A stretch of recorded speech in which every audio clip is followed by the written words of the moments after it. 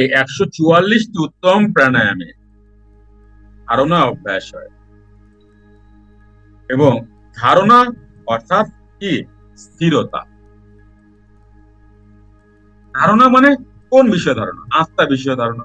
আত্মবিষয় তো ধারণা, তা আত্মবিষয় ধারণা মানে স্থিরতা। স্থিরতা ছাড়া তো আত্মবিষয় ধারণা হবেই না।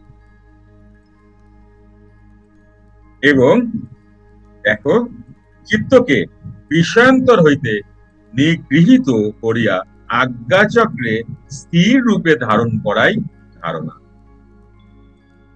আজ্ঞাচক্রে স্থির রূপে ধারণ করাই ধারণা। এই স্থিতি হৃদয়ঙ্গম করিয়া স্থির প্রাণকে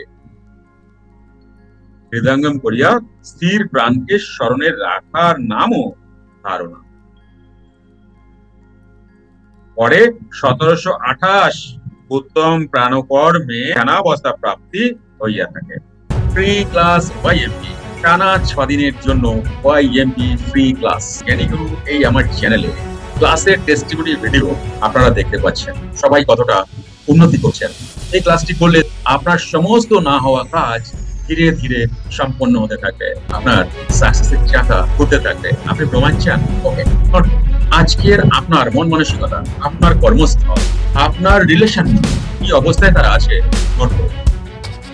আপনার অফিস বা বিজনেসের জায়গা ইত্যাদিকে নোট করুন। ওয়াইএমপি ফ্রি ক্লাসটি করুন টানা 6 দিন, আর 6 দিন পরে আপনি আমাকে জানান। হোয়াটসঅ্যাপ এর গ্রুপ লিংক এই ভিডিওর ডেসক্রিপশনে পেয়ে যাবেন। Join this group. প্রতি মাসে 4টি ব্যাচ হয়। হোয়াটসঅ্যাপ করে ডিটেলস জেনে ক্লাসে যোগ দিন। Thank you very much. আসুন ক্লাসে দেখা।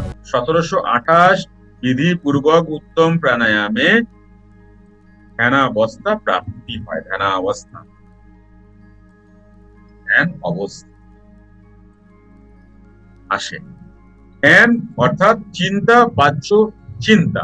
ধ্যান অর্থে চিন্তা, বাহ্য চিন্তা ত্যাগ করিয়া নিয়ত স্থির প্রাণরূপ ধ্যেয় বস্তুর চিন্তায় মগ্ন অবস্থাকেই ধ্যান বলে। এই কথাটাই বলা হবে তদ্গতেন মনসা। তাহলে ধ্যানাবস্থা প্রাপ্তি, ধ্যান অর্থাৎ চিন্তা, বাহ্য চিন্তা ত্যাগ করিয়া নিয়ত স্থির প্রাণরূপ ধ্যেয় বস্তুর চিন্তায় মগ্ন অবস্থাকেই ধ্যান করে। তাহার পর 20,736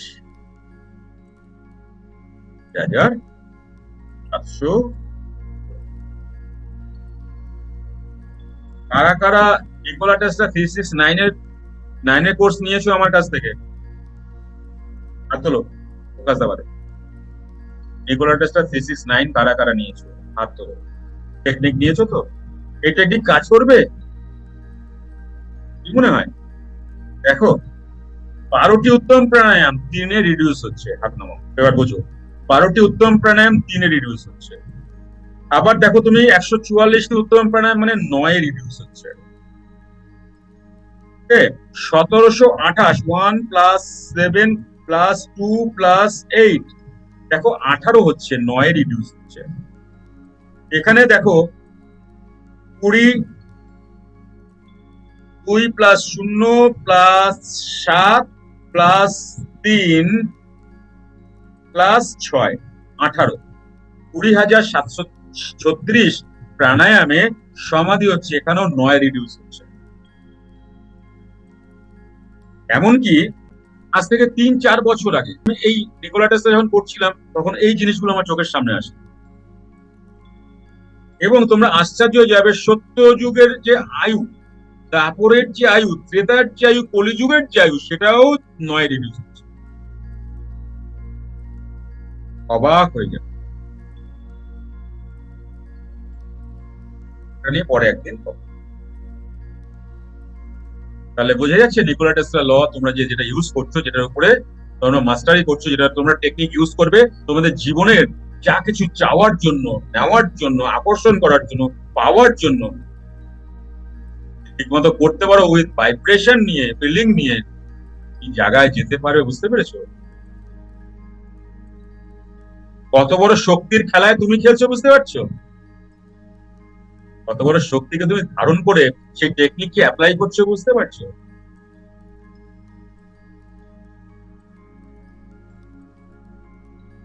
কিন্তু ভাইব্রেশন না আসলে ফিলিং আসবে না, ফিলিং না আসলে কার্যকরী হবে না।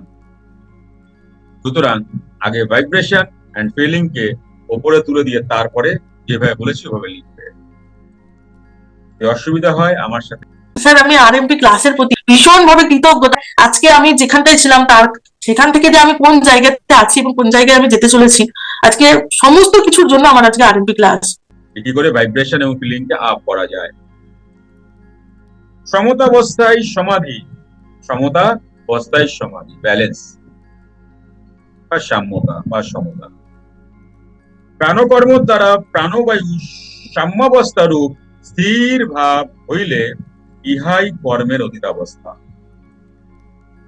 আমাদের মধ্যে যে 49 বায়ু আছে, এই বায়ুর যে সাম্যতা অবস্থা, আমরা ক্রিয়া করে কি করব, যোগ করে কি করব, প্রাণায়াম করে কি করব, যুক্ত ক্রিয়া করে কি করব, আমরা বায়ুকেই তো ব্যালেন্স করব। এগুলো আমাদের শরীরে ইমব্যালেন্স হয়ে আছে।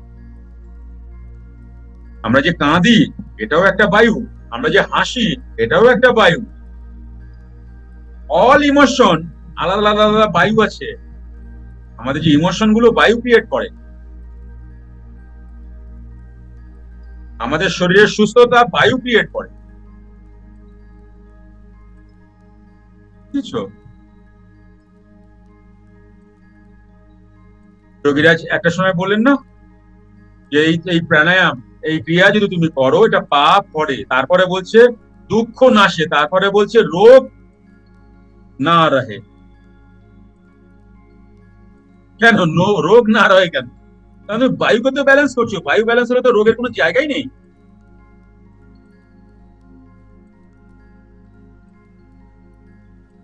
বুঝতে পেরেছো?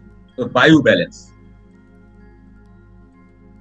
কর্মের অতীতাবস্থা রূপ স্থির ব্রহ্মে যুক্ত হওয়া মাত্র সমাধি হইয়া থাকে, ইহা নিজ বোধ রূপ অবস্থা। তোমাকেই বুঝতে হবে, এটা কেউ বুঝিয়ে বলতে পারবে না। সমাধি কি এটা বোঝানো যায় না, ধ্যানই বোঝানো যায় না, তো সমাধি কি বোঝাবে? ধ্যান বোঝা যায় না, তো সমাধি তো উপরের স্টেজ। এই সমাধি সকাম ব্যক্তিগণ প্রাপ্ত হয় না। সকাম মানে যারা কামনা বশত করে ক্রিয়া।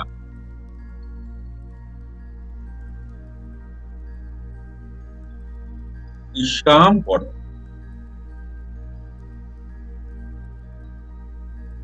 যেহেতু তাহাদের বুদ্ধি বহু কামনা যুক্ত থাকায় তাহারা সেই কামনাতেই জড়িত হইয়া থাকে।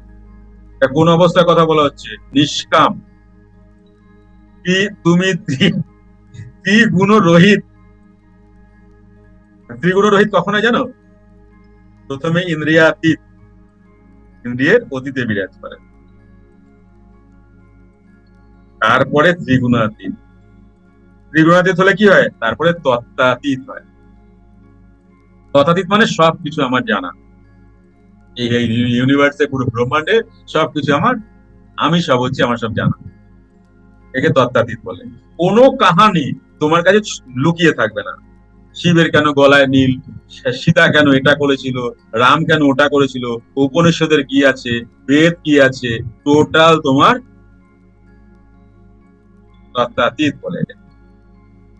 আর এখানে বলছে ত্রিগুণাতীত। ত্রিগুণাতীত মানে কি? তুমি ত্রিগুণাতীত মানে নিষ্কাম হও। ত্রিগুণাতীত মানে কি? কুম্ভক অবস্থা, তো শ্বাস প্রশ্বাস নাই তো। তুমি মন দিয়ে সুখ দুঃখ, আচ্ছা আমি ঠান্ডার মধ্যে চাদর পরবো না, শাল পরবো না, আমার ঠান্ডা লাগছে না, দেখুন আপনারা আমার ঠান্ডা লাগছে না, দেখুন আমাকে তুমি তারপরে নিউমোনিয়া ধরে গেল। হ্যাঁ, এই বড় সাধ্য। কি বলো? কি খাওয়া? তাহলে এটা কোন অবস্থার কথা বলা হচ্ছে? নাগালের বাইরে, মনের নাগালের বাইরে, মনের নাগালের বাইরে।